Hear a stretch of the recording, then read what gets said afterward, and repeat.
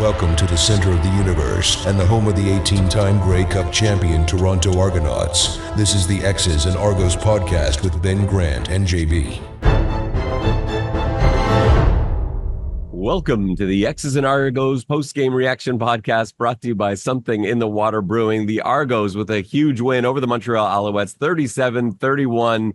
It was a game that probably shouldn't have been as close as it was, and yet there we were at the end watching it come right down to the wire. Montreal driving for the win in the dying seconds, but the defense found a way to get it done, and the score is misleading. The defense got it done a lot tonight, but the score didn't really show it. 37-31, it's a tight game.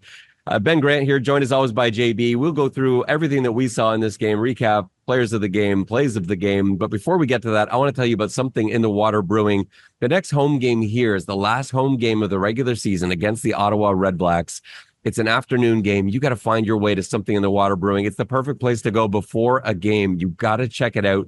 Have some, you can have any of their beers because they have such a great selection. But Longboat Pale Ale is the beer that was made for fans of the Double Blue. And if you haven't tried it yet, you've got to try it at Something in the Water Brewing in Liberty Village, just steps from the Argos practice facility and only steps from BMO Field, where I am right now. All right, JB, let's get into it. 37-31. This game should not have been as close on the scoreboard as it was. Toronto dominated this game in my mind, and yet there we were at the end watching a 31-31 tie until those last couple field goals. Yeah, it was, I think it's a weird game to try and explain. The first half, Toronto should have been a blowout at half. And then the second half, I think, was a really tight battle between two good teams. So, I don't feel if Toronto had lost this game that they would have thrown it away, because I thought the second half was really good football. I think, I think it's good to watch. I think these are two teams who are clearly equally matched.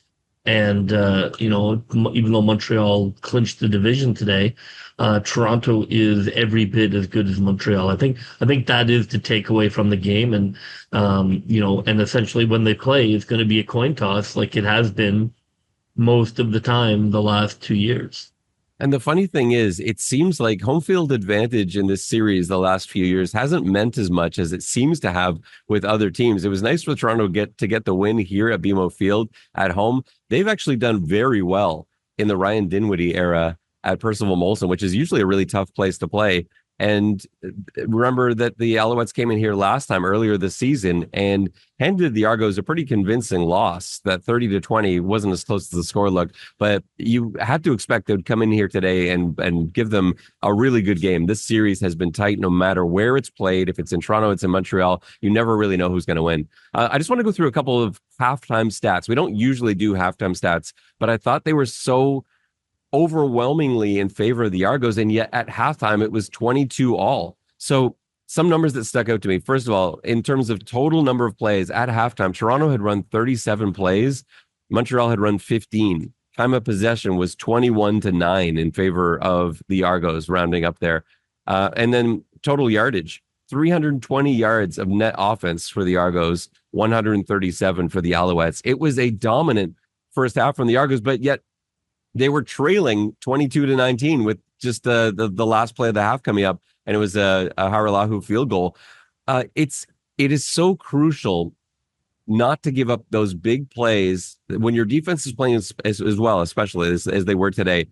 Those Argos giving up not a pick six, but almost a pick six, where Chad Kelly threw an interception. It came almost all the way back into the end zone. Montreal scored on the next play, and then a punt return that I thought was beautifully placed, and yet it went the distance. And so Montreal's offense wasn't having to do the work. They did have a touchdown to show for themselves, but it wasn't on a sustained drive or anything like that. Those big plays will kill you against the Alouettes, and yet somehow Toronto still found a way to dig deep and win. Yeah, I mean, it was worrying. We've talked about this, that they do have some red zone issues, and they had them again tonight. Now, the kicking has been amazing, and it's kept it from turning into a massive problem. But it is, to my mind, the biggest issue the Argos have is they need to. This is a team that needs to be putting up 6, not 3, in these red zone visits. I think if they do, then they're unstoppable. I mean, I'm not criticizing them. I just think they are one step from unlocking a team that is a Grey Cup favorite, because if they were even 50% in the red zone tonight, this is not a game. Yeah, it's true. And that's the thing with, so tonight, Lear Maharalahu set Argos record with 8 field goals. And that's saying something. Like, this is an organization that has been around for a while. All right. This is 151 years of history, and he's set an Argos record tonight, 8 field goals. Like you're highlighting, like, there's good in that, because it means you're driving the ball down the field. You're actually sustaining drives and getting into the opponent's zone. You can't kick field goals from your own end, obviously.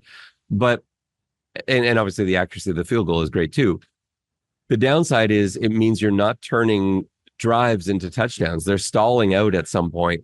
Did anything strike you today in this game as to being the reason that drives were stalling, that they weren't really finishing them off? I mean, honestly, it just seems to be, it's not just sort of like, because a lot of time a field goal can be, a drive gets stalled, but you get stalled at the 40. But there just seems to be an issue when they are like 15 and in. Like the deep dagger throw is no longer a threat. So the defense plays very differently for Kelly, because they don't have to worry about him going down the field. The running game, although they did run for a touchdown, and maybe that's the key, is to try and get that running game going. They seem to get away from the running game inside the 15 when they get really close. And I don't know why that is, but they don't seem to have much success running it in. It's really hard to say, the sort of short yardage, quick action. I mean, maybe they don't have receivers who are able to win right away off the line of scrimmage. I mean, that's not really the kind of receiver group they have. Maybe that's some of it. See, I think my view on it is that the reason you had an 8 field goal game today is more because they were so run heavy throughout. And I know there were this is a little bit different from my conversation about the red zone that you're getting into there. And I think that's a very valuable conversation to have. But the 8 field goals, to me, this is why it's so tough to be exclusively a running team in the CFL. I'm not saying that's what they were. They threw for almost 300 yards today. They had 517 yards of offense today. So the Argos offense was firing. They were awesome tonight, except for that one interception. And I'll get to that in a minute too, because I want to break that down a bit for you. But they were moving the ball well, but 30 rushes, 30 times they ran the football for 234 yards. That is not a normal CFL stat. It is very unusual. I know we saw Saskatchewan do it just last week, where they had Armstead run for 207 yards. That is not normal. And in the CFL, the problem with trying to lean on the run game that much, 30 carries, even when they are stacking up and turning into big explosive plays, it is very difficult in 3-down football to continue moving the sticks, because all it takes is one run that only goes 2 yards. And now you're in a little bit of a problem, because unless you're completing 90% of your passes, if you have a couple of those on a drive, your drive's going to stall. And so you don't see teams typically devote that many plays to the running game, because in 3-down football, it's just not conducive to turning into touchdowns. You're more than likely going to be punting or kicking field goals if you're going very run heavy at this level. Now, they were running so effectively. I applaud going to the run this much, and the field goals were working. They were staying ahead of the score generally. I know it was a tight game down the stretch in that second half, but for the most part, I actually thought the decision to stick with the run was correct. Owning that time of possession, I felt was correct. You felt like that Alouettes defense was tiring. So I don't have any problem with that, but I'm just saying that explains why they're in so many different field goal situations. Let's talk about that interception for a second. I want to know how you saw it. What it looked like to me was Chad Kelly and Dejan Brissett weren't on the same page, and I don't know whose fault it was. I don't know who made the wrong read there, but often on routes, depending on what coverage you've got, the receiver is either going to do one thing or another thing. Sometimes there are multiple options. And so what Chad Kelly, to me, looked like he was expecting Brissett to cut in, and instead Brissett just sat. And so after that pick, and this was a crucial play in the game, it went the other way, turned into an Alouettes touchdown a play later. But to me, Chad Kelly went right to quarterback's coach, Mike Miller, And Brissett went there as well. And they went to the bench, sat down, looked at the tablet. And the fact that Brissett is in there as well tells me that it was between the two of them. Something they read differently. Chad Kelly saw the defense, and the way that he read it is when the defense does this, you should break in. And Brissett read it as when the defense does this, I should sit. And so I don't know who was right on that, but that's why you have your quarterback coach looking at it to sort out those issues. And so that I don't know who to blame on that, but obviously that was a huge miscommunication because it's an Alouettes team you just can't turn over the ball against because they take care of the football usually very well. And they did tonight too. There was the interception, obviously, at the very end of the game, but they take care of the football. They wait for you to make mistakes.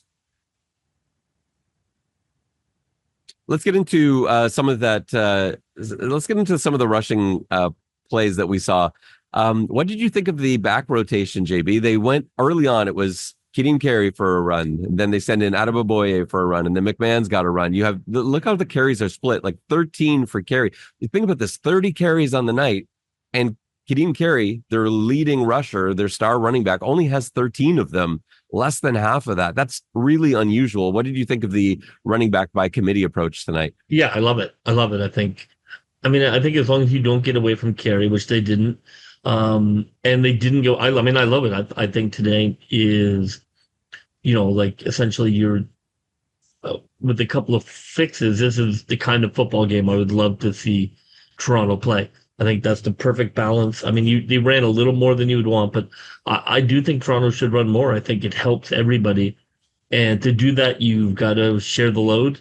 Adebaboye is a much better back than I think people realize that I think he's really going to be, he's a great special teamer, but I mean, I think, he has more speed and more shape than I think necessarily, not everybody believes in. McMahon is a nice little change of pace who's able to run inside for a smaller guy. And Carey's amazing, although he needs to fix his helmet. But I love it by group. I think that's exactly how you should do it. I think you're going to get less fumbles. You're going to keep guys fresher. Each guy kind of has their own kind of running style, so it's a little harder for the defense to time it. I would love to see them continue this.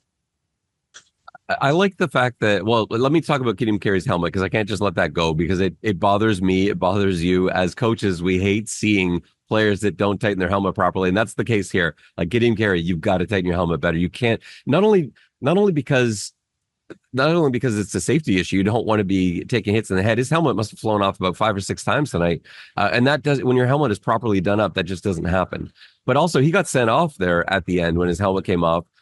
You can't afford to be out for plays. So safety is obviously the most important thing there. You're a star player, one of the most important players on this team. You just can't put yourself at risk. You just got to tighten your chin strap up there so it doesn't happen. It's unbelievably dangerous. I mean, he is a running back. He is right in the middle of the land of linebackers who are flying through the air. And if your helmet comes off, I mean, look, that's life and death inside there. All kidding, all sort of joking aside. I mean, if his helmet came off and a linebacker came through and cleaned him out, like that could be incredibly dangerous to him. Yeah, no, unquestionably. And then onto the point that you were initially making before that aside, the fact that we saw big bursts from Adebaboye and McMahon, I thought like the explosive plays from those guys was a real highlight because Kadeem Carey is the one we're looking for with some of those explosive plays. He didn't really have that tonight. He ended up with 13 carries for 90 yards and a touchdown, played a great game. But as long as carry was 16 yards, that's still a great carry. But Adebaboye broke one for 26. We haven't seen that a lot. McMahon broke one for 35. And both of those were really neat runs. So Adebaboye was running middle, and then he saw the end crashing in and made a terrific decision to bounce it outside and got all sorts of yards after he crossed the line of scrimmage, down the sideline, stiff-armed a defender to the ground, a 26-yard carry. McMahon's looked like he was toast. It was a play where Montreal lined up 8 guys along the line of scrimmage, all spread out, and it was a carry out left. I think that's what that was, to the left side, and it was completely covered. There was no one else left there blocking for him, and all of the defenders were closing in. Reverses his field. At first, you're like, no, don't reverse your field. Only bad things happen. But he got the edge, and then you had Chad Kelly blocking downfield. Receivers were blocking downfield, and he turned it up for a 35-yard gain. Those were huge plays.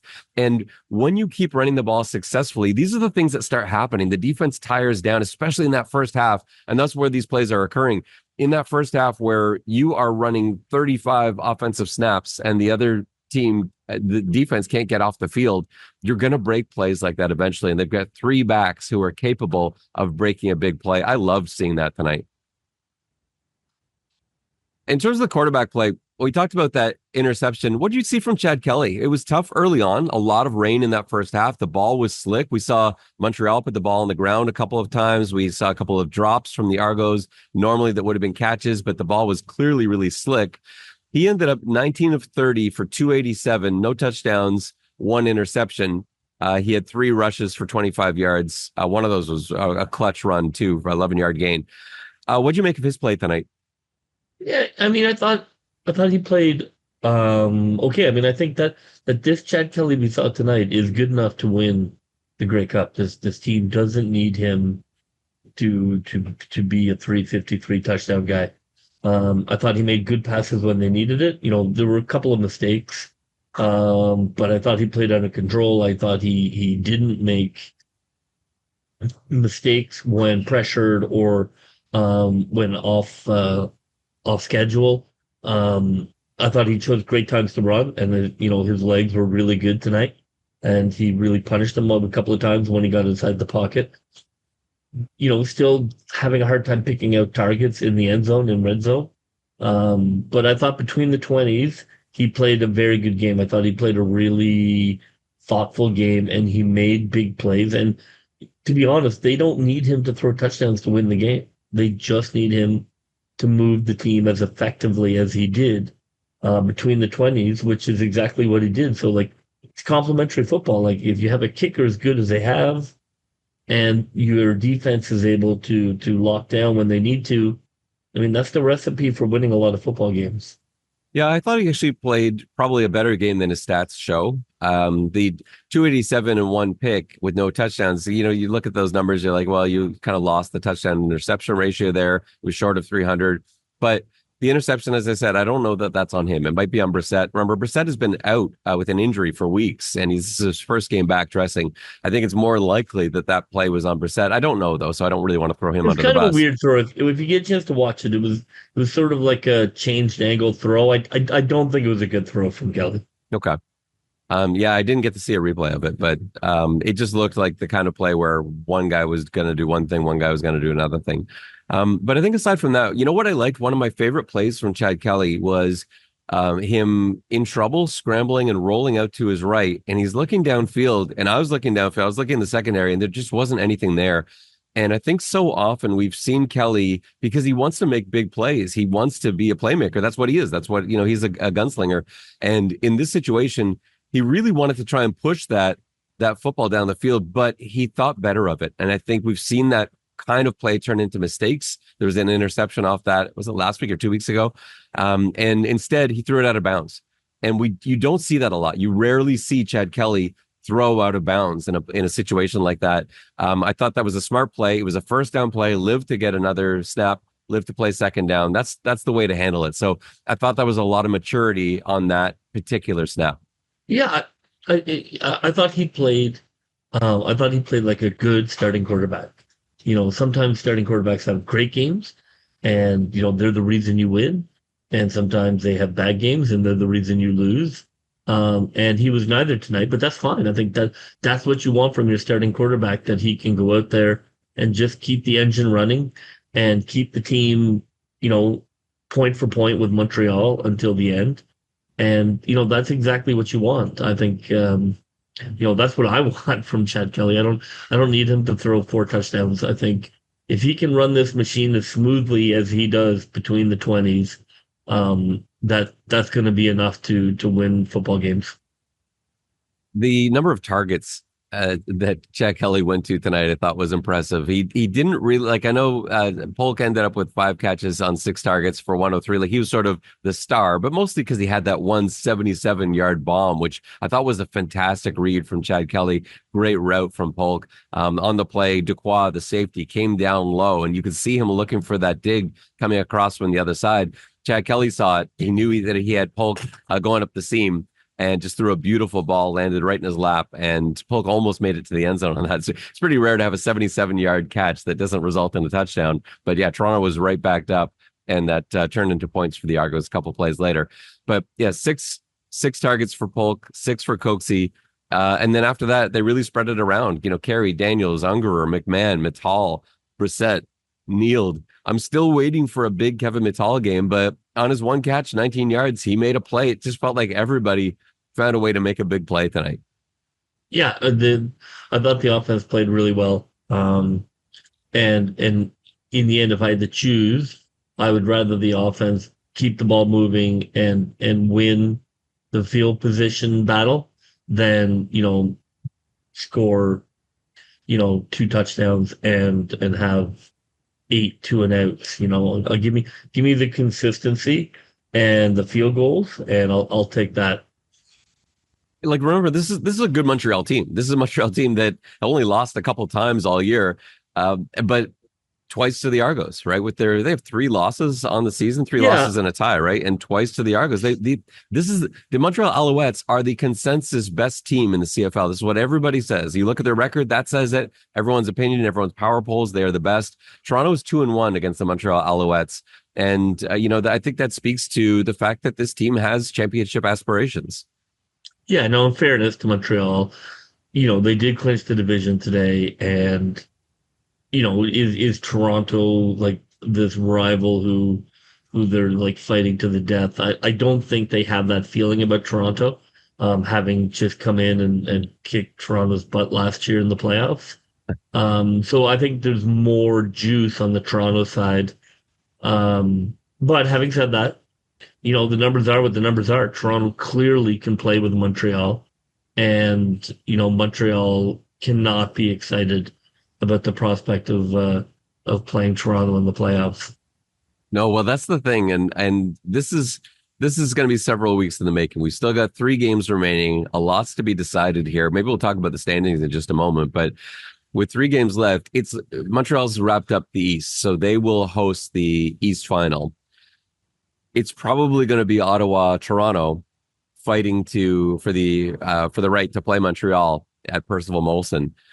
I bet you these Toronto players are thinking about how much they would like to get into Percival Molson Stadium and do to Montreal what was done to them last season. Like, that's got to be a driving force going to the last game. That's 3 games of the season.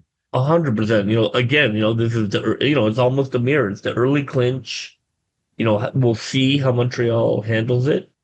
Do they ignore it? Do they just play all their starters? Do they take guys out? I mean, that's an aspect of football management that's very different than last year, where they had to go on a run to get into the playoffs.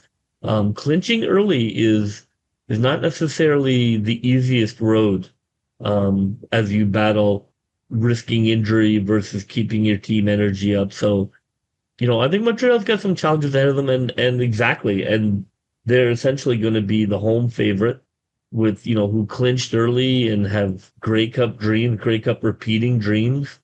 It's a juicy storyline if we can just get Hamilton to drop out of the rear view. It's a very familiar story to Argos fans, obviously, because that was the situation last year for the Argos. And yeah, we saw firsthand how difficult that is. The Argos had 6 games that didn't mean anything to end the season. It's not quite like that for Montreal, but they've still got 3 games in 4 weeks where it doesn't matter. They've clinched the East. It's not an easy position to be in. So we'll see how they handle it. And if maybe they look at what Toronto did last season and maybe do some things a bit differently, we'll have to see. Let's talk about this defense. So what I love about the defensive stats is that there were so few Montreal plays run that there just aren't a lot of defensive stats. The leading tackler tonight for the Argos has 4 tackles. That's Wyndham McManus and Mark Milton tied for the lead in tackles with 4. I don't remember seeing a tackle leader with as low as 4. Usually it's 7, 8, 9. We've seen as many times where players are in double digits.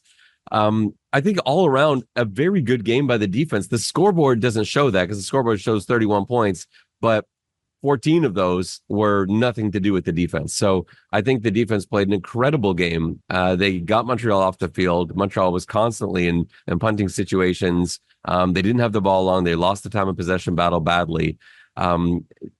This defensive performance was probably more impressive than the offensive performance. Yeah, in a weird way, yeah. That I think it was it was a complete game. We've talked about this season.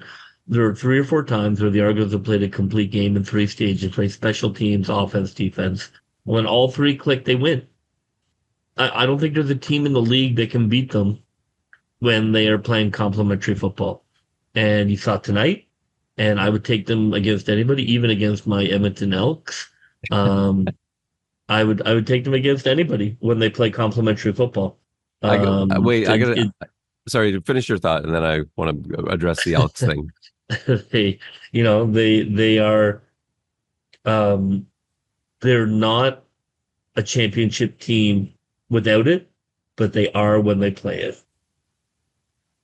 On the topic of your Edmonton Elks, if you did not hear our pregame walkthrough podcast, one of JB's picks of the week was the Elks over the Bombers. And I don't want to give JB a hard time for that pick. I've made a lot of terrible picks through the course of the year. But what I found funny was that because Winnipeg was up like 40-0 or whatever it was, there was a lot of action on social media asking how JB felt about his pick of taking the Elks to win that game. And then today, in the stadium, JB and I were down at the concourse level, and what do we hear? But hey, JB, how are your Elks? Which I think is fantastic. That now, you can't in my hide defense, from it. as I've mentioned, I simply said that once a year, Winnipeg loses a game they shouldn't lose. That clearly was not that game. I'm on the record that I think Winnipeg is the best team in the CFL and have been for the last 3 months. So I guess my Elk, yeah. I mean, why I'm even talking about the Elks, I don't know. I should not. Let's get back to the defense for a second. So what I want to talk about is the fact that Robert Priester was a late scratch today. He was going to be filling in for Mauger, who, remember, Quincy Mauger was banged up in the last game with that terrible looking knee injury. Robert Priester was going to fill into that spot. But then on Thursday, he tweaked an adductor and was a game time decision today. About an hour and a half before the game, they realized he's not going to be able to go. And so that sent into motion a couple of changes on the defensive side of the ball. So first of all, Tunde Adeleke moved from being the backup safety to the starting Sam linebacker. And then with the extra dress roster spot they dressed Tyshawn Blackburn, who was backing up at Sam. Both guys got, Adeleke never left the field. Blackburn got a lot of action. They were in dime a lot tonight. What did you think of the play from all of these guys? Because it affected 3 guys. You suddenly had Priester moving from halfback to Sam meant that suddenly Mark Milton is back in the fold and he played halfback. Adeleke suddenly starting, which they weren't expecting. And then Blackburn wasn't even supposed to dress, and he's out there on the field. He catches an interception on the last Montreal offensive play of the game to end the game. So those guys were out there for huge snaps. What did you think about those DBs stepping up? Yeah, look, we've talked about the secondary, and it's had its ups and downs, but I think they're really settling in now in terms of the depth. Because Milton played fantastic. I thought he's been a real steal, real find this year. And to be able to step in for Priester is fantastic. And I thought that Adeleke was all over the field at Sam. I thought he looked great. I thought he was calling out the plays and calling out what Montreal was about to run and making sure everybody was set and in position. He looked like a real team leader. And of course, then the kid makes the final play. A great sort of like cross field, cover one drop, and that's a great play. I mean, like that's a big time play to win that football game. Because you could see on that play, what I love about it is Cody Fajardo, he's scanning the defense. He knows where his routes are, and he sees, I've got my guy up against two rookies. He's got Mark Milton and he's got Blackburn over top. He's like, I'm gonna test these rookies. And they played it perfectly. Like Mark Milton did such a good job using his body, knows where his help is, and then Blackburn trailing that ball gets over top and is able to make that pick. They couldn't have played that better. So the rookies responding, the veteran trying to pick on them. And it's a desperation throw. It's third down in game. But yeah, they came up big. Let's talk a little bit about Mark Milton for a second. I love how fast he is. When he's on the same side as Benji Franklin, you got two guys that are 4.3 speed guys. Remember, Mark Milton was the track star at Baylor, part of that 4x100 team. These guys can move. What do you think now, having seen most of a season with the new defensive philosophy that Coach Fields and Coach Ivan have, where they're clearly prioritizing speed? It's kind of changed the look of this Argos defense. Do you feel like now they're finally kind of getting it and settling in and really understand the changes that have gone on from last year's system, which kind of prioritize size and being able to knock guys over in the flats, to the sort of speed game? Are they there now? Does the system look like they're really comfortable with it? Yeah, it's really hard to say. I don't. I thought they looked good tonight. I think the tackling has improved. I think the underneath tackling has improved.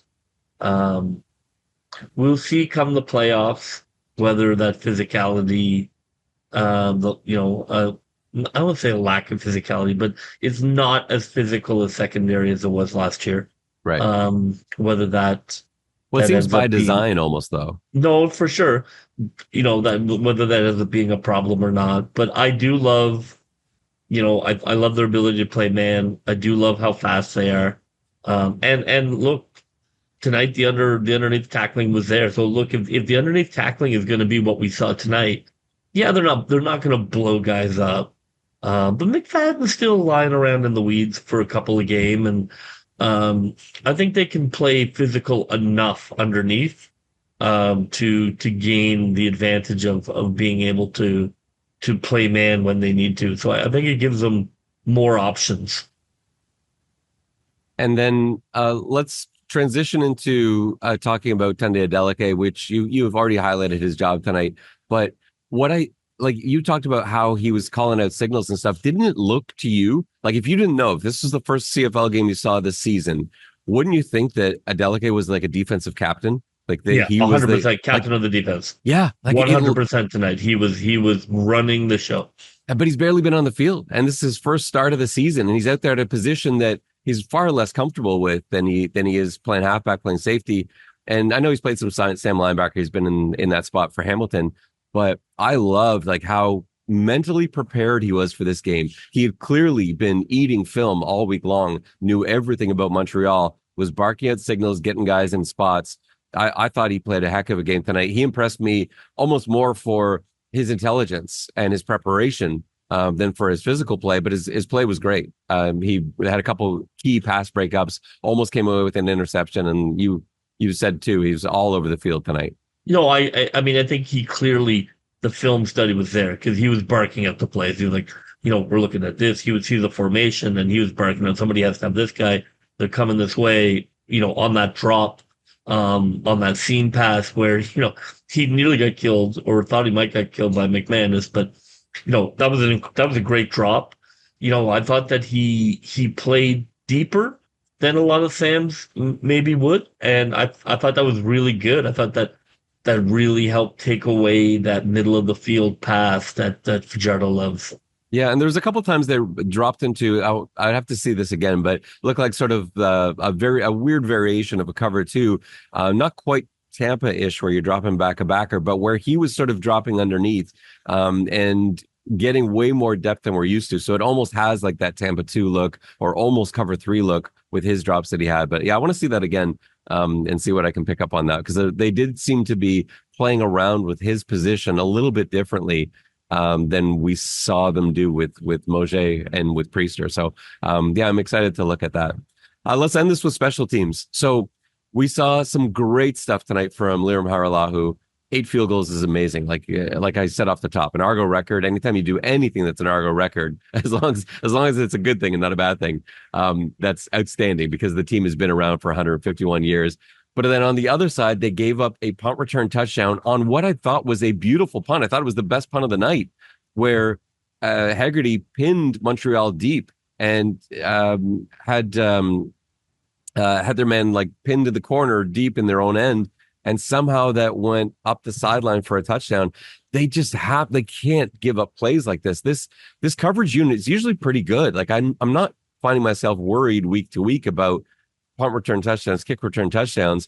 What went wrong on that play? How do you give up a big return like that up the sideline when the returner is pinned to that same sideline? Yeah, I mean, I think that it might be a combination of things. I think that the kicking has been so good from Toronto that Montreal probably did have in like a sideline play. That they've been practicing sort of that tightrope play where the blocking is kind of set up to try and create that tiny little channel along the sideline, as opposed to a middle of the field left to right blocking scheme. So I think maybe potentially, Montreal was ready for how effective the kicking's been, but sometimes when a guy is like, when a guy's like right on the edge of the sideline, it almost throws off the tackling because everybody's there and it's kind of like crowded and you don't have a clean shot at the guy and you don't want to hit your own guy, and everybody kind of gets out of tackling mode and gets into like hugging and grabbing mode instead of clean out. And I think that's what happened is guys weren't able to run their lanes and kind of come down and have him come into their lane and clean him out. He's way in the corner, so everybody sort of has to curve their lanes in, and now you're not in a hunting position anymore. And if you get one block, he's gone, which is essentially what happens. Yeah, and they have to find a way to avoid those explosive plays. Again, I think I have full faith in Coach Donovan. I think he'll go over that. He'll make sure that this doesn't happen to this unit again. But that, man, at the time, that was a real shift in momentum. I almost prefer the middle of the field, to be honest with you. That might be crazy, but I prefer the middle of the field. I find guys can run their lanes well. They know exactly where they need to be. They can break down and create the net. And when you get directional, I think you run into reverse field potential if guys don't run it correctly, and you lose contact speed if your gunners don't take care of it. You can be in a problem on that sideline because it's not really designed to move up and down the sideline. Yeah, I'm not with you on that one, but I appreciate thinking outside the box. So it's interesting, but I would rather pin the guy to the sideline. Geometry on the fly, and I like geometry just to be simple. Yeah, I guess so. Other things that went on tonight, we had 3 injuries that I think are all going to be okay. The most frightening was probably seeing Chad Kelly go down after one of his runs. He stays on the ground. He's grabbing his leg. That couldn't have been great for Argos fans watching that. But it turned out to be what I think was a calf cramp. It seemed like he stretched that out. He was able to come in on the next series. Cam Dukes came in for 2 plays, and the Argos ended up kicking a field goal. So that was one. The one that looked the worst was Carvalho Exume, who went down with a knee injury. And I thought this was, I was surprised to see him get up and like walk off, but he was really limping.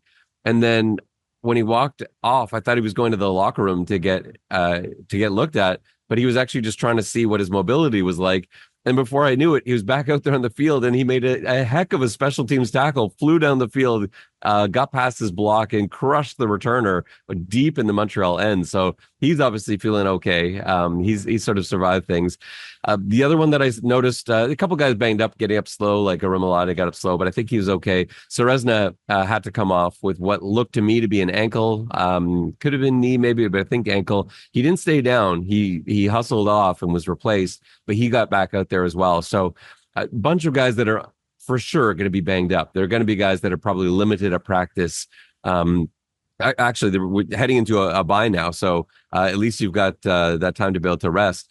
But a couple guys that maybe even after the bye are going to be a little limited at practice, a little slower, but worth it today. They knew how big this game was, and everybody just put their body on the line to make sure that Toronto came up with this win. Who's your player of the game for this one, JB? Few lots of different ways it could have gone, but I mean, look, Hiralahu has been unbelievable. He's probably the special teams player of the year, or at least shortlist. I think he hasn't gotten the recognition that he's not a huge guy. He doesn't kind of have the charisma, from watching afar like Beatty does. I think he's just kind of this ordinary looking dude who all he does is kick field goals really well. He's been responsible for half of their wins this season. Solely responsible. I think he absolutely is player of the game today, and I would argue the MVP of the Argos season to this point. Wow, that is very high praise, and I don't even know, if he'll end up being like the Argos special teams nominee, because you've got Janarian Grant, who's one touchdown away from an Argos record, a different Argos record setter on the special teams unit. But yeah, currently, as it stands now, I believe Haralahu leads the CFL in. Oh no, I think he's second in field goal percentage. I think Sean White is ahead of him. But yeah, he's been amazing. He's had an amazing season, 92.5%, and he's been kicking from distance as well. And then to go, was he 8 for 8 tonight? Yeah, I'm going to do a deep dive. I'm going to do a deep dive, and I'm going to back up that mildly hot take about his MVP status. I don't even think it's that hot a take. All right. But I'm going to do a deep dive, and the next time we talk, I'm going to have some harder numbers. But I think he has been. I think he's absolutely been. If you look at every game they've played, he has been their most consistent available player. For my player of the game, I'm going to go with Tunde Adeleke. I was looking at Kadeem Carey because he was great tonight. I think Mark Milton deserves a shout out. I thought he had a fantastic game. But I think Tunde Adeleke, just looking at the leadership that he brought to this team that needed something to be losing not just their first, but their first and second Sam linebacker in the course of a week. And to have him step in for the first time this season as a starter and play as well as he played, but also lead the team and really be a difference maker out there, that was highly impressive to me. I didn't come into this game expecting anything from Adeleke. I just thought, if he can just go and do his job, that would be great. Don't make any mistakes. And instead, he was maybe the best player on the defense tonight. So he gets my player of the game nod. Two defensive guys in a shootout. Who would have thought? And then your play of the game, where are you going to for your big play? You know what? I think Milton deserves some shout out here. I think Milton's played so great. He had a fantastic pass coverage on an out where he was, in good position, and then just showed absolute elite closing speed and perfect technique, perfect downfield hand technique to knock the ball to the ground. As a DB aficionado, or somebody who loves watching great DB play, it was perfect to watch. It was a huge play in the game in the fourth quarter. So I'm going to give that to Milton. I thought that was a really, really great secondary play. Yeah, he used his speed really well, and it was perfectly timed. He just extended perfectly. He's using his right hand. He's knocking the ball down, and yeah, that ended up turning into a Toronto possession because of that play. For me, the play of the game was a strange play. This is not your typical play of the game kind of play. Chad Kelly, fourth quarter, looks like he's going to get sacked and really back the Argos up. And just as he's going down, I don't know if he tossed it or just handed it to Dejan Brissett. It in the stats is a handoff. It counted as rushing yards for Brissett. But as he was going to the ground, he handed the ball to Brissett. Brissett then took it all the way for a first down. And this was a huge moment in the game. It led to a Toronto score. It really changed things significantly to go from a sack and now you're facing what would have been third and like, I don't know, 25 or something like that. And instead it turns into a first down. Great awareness from Chad Kelly, first of all, to recognize that you're looking ahead and whether you're trying to throw it or hand it off, whatever, you've got a skill position player right there as you're going down. To secure the ball and get it to him. And then Brissett's awareness to be able to turn around and use his speed to generate a first down. I thought that was a massive play in terms of the momentum shifting in this game. That went from feeling like there was all sorts of pressure on Toronto, Montreal's in control of this game, they're coming back, they're going to win this thing, to Toronto's now in scoring position. They're going to win this thing. And of course they did. Well, that will just about do it for us on this post-game reaction episode of the X's and Argos podcast. From BMO Field, the Argos 37, the Als 31 for JB. This is Ben Grant saying so long, and may all your pre-snap reads be good ones. I'll see ya. Go, Toronto Argos, go, go, go. Pull together, fight the foe, foe, foe.